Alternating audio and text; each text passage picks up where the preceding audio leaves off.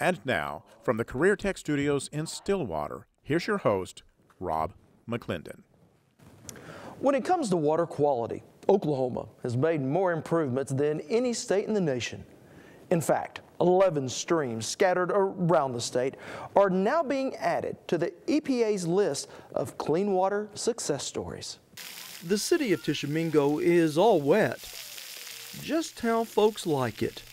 An appreciation of the area's natural water resources that goes back to this historic town's earliest days. Well, for starters, the Tishomingo, as we know it, would not be here without water. In 1856, when the Chickasaw Nation formed their first constitution, they did it right over here at Good Spring, flows into Pennington Creek. Pennington Creek comes down from the Arbuckle-Simpson aquifer. It's the sole source of the city of Tishomingo's water supply. We could not exist without it. Lewis Parkhill is mayor of this community of just under 4,000 people.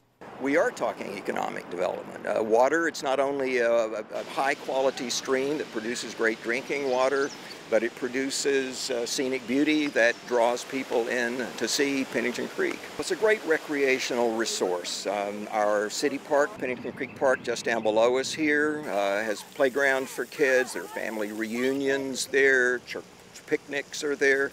50 amp RV service, so we get some tourism from out of the city as well. You can put a kayak in here and paddle a couple of miles up the creek through just some very scenic areas to a great old swimming hole, a dam there with water coming down over it. Very popular. People come 4th of July from Fort Worth, Texas to have picnics there. And certainly a favorite of locals.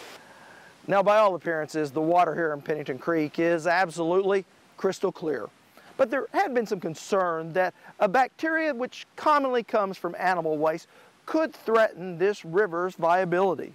But thanks to conservation efforts to limit livestock's access to the waterway, as well as the planting of natural grasses that would limit the runoff, this waterway is now as pristine as any in the nation. And just one of several success stories worthy of the dignitaries gathered at the state capitol to tell them. We have over 11 streams that are going off of the EPA 303D impaired list. That's 11 Oklahoma streams joining 16 others cleaner today than they were just a few years ago.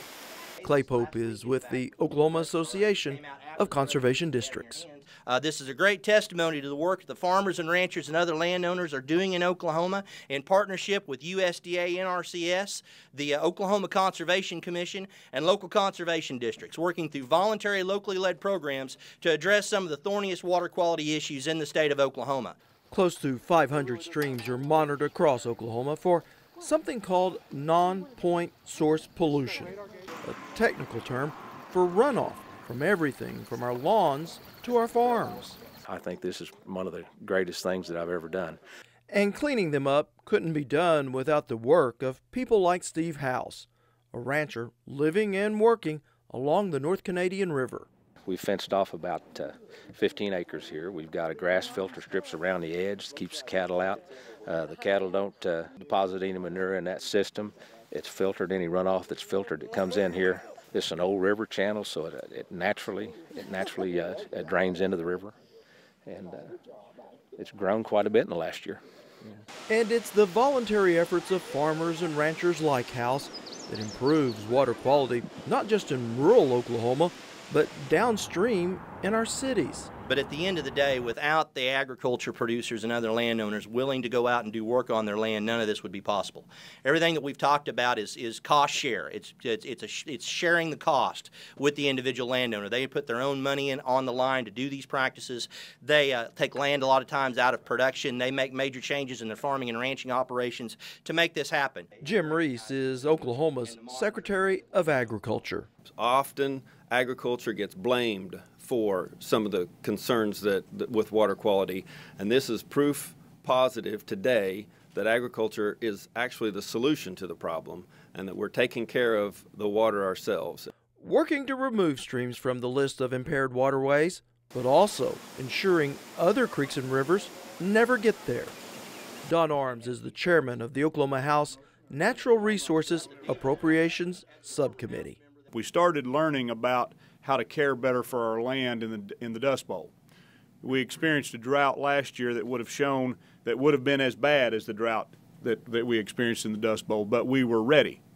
We've learned now about how to care for our water, our streams, and things like that, and all the water in Oklahoma is a really hot issue right now as we struggle to know what to do with our water.